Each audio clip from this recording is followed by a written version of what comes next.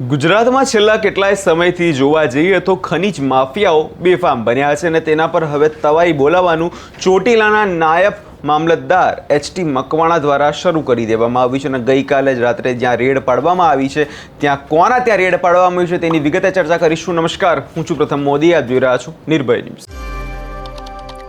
સુરેન્દ્રનગર અને ચોટીલાનો જે વિસ્તાર છે તેમાં આપણે છેલ્લા કેટલાય સમયથી જોઈએ છીએ કે જે ખનીજ માફિયાઓ છે તે બેફામ બન્યા છે અને ઘણી બધી જગ્યાએ રેતી ખનન જે છે કરવામાં આવતું હોય છે, પરંતુ હવે જે પ્રકારે ત્યાંના નાયબ મામલતદાર એચ.ટી. મકવાણા છે તેમના દ્વારા આ બધા અસામાજિક તત્વો પર હવે તવાઈ બોલાવવાનું શરૂ કરી દેવામાં આવ્યું છે। આપણે રોજબરોજ એવા બનાવો સામે આવતા જેમાં એચ.ટી. મકવાણા દ્વારા વિવિધ જગ્યાઓ જઈને રેડ પાડવામાં આવતી હોય છે અને આ જે અસામાજિક તત્વો છે તેને કાયદાના સકંજામાં લેવામાં આવતો હોય છે। ગઈકાલે આવો જ બનાવ સામે આવ્યો જેમાં એચ.ટી. મકવાણાની ટીમે રાત્રે 1:30 વાગે શુભાદર નદીમાં દરોડા પાડીને ગેરકાયદેસર રેતીનું ખનન કરતા જોગીદાસ ભૂરાભાઈ ખાચર અને જેસાભાઈ ભરવાડને ઝડપી લીધા છે અને આ મામલામાં કાયદેસરની કાર્યવાહી જે છે તેમના દ્વારા હાથ ધરી દેવામાં આવી છે। સૌ પહેલાં તો એ તમામ દ્રશ્યો પર નજર કરી લઈએ અને તે બાદ સાંભળીએ કે નાયબ મામલતદાર એચ.ટી. મકવાણાના વિષયમાં શું કહેવું છે। હાજી સાહેબ, શું વિગત છે?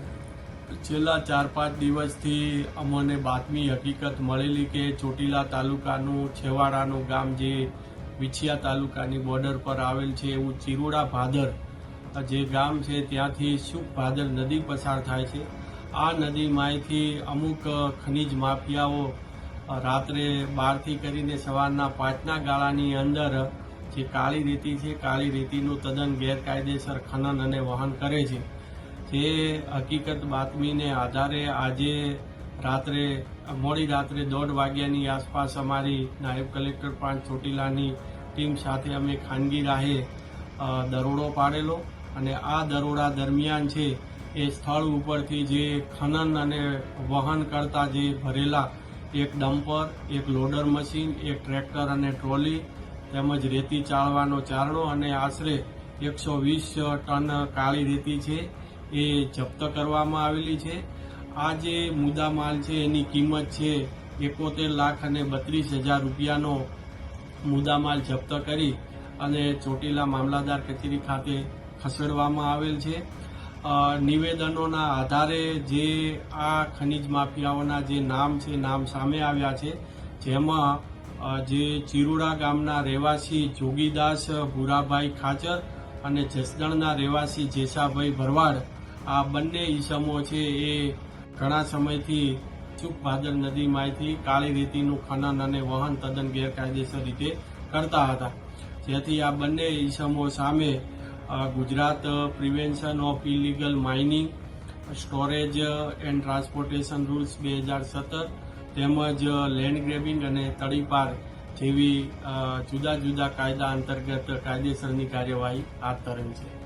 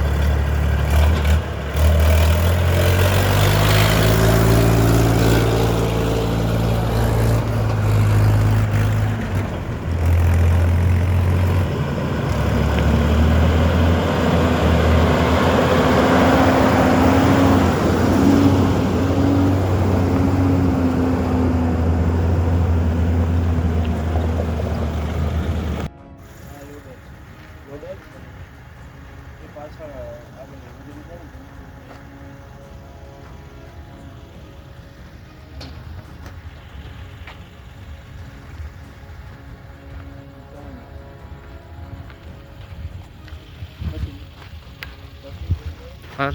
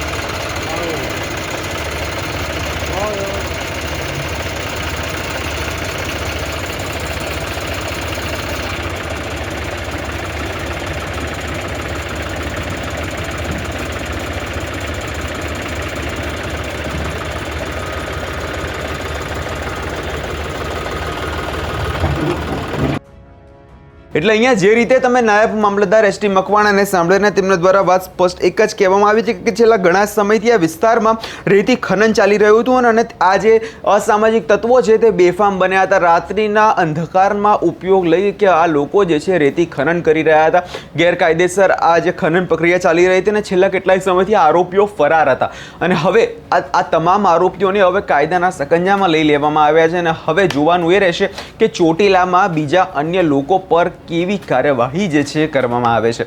આ વિષયમાં તમારો શું અભિપ્રાય છે અમને કમેન્ટ કરી ચોક્કસથી જણાવજો અને અમારી ચેનલ નિર્ભય ન્યૂઝને લાઇક, શેર અને સબસ્ક્રાઇબ કરવાનું ભૂલશો નહીં.